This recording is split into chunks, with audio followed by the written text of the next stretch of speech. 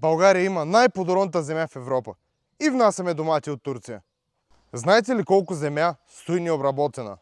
Милиони декари. Земя, която може да нахрани цяла Европа. Тя стои празна.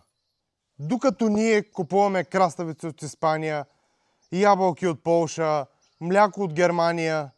Защото фермерът получава стотинки за труда си.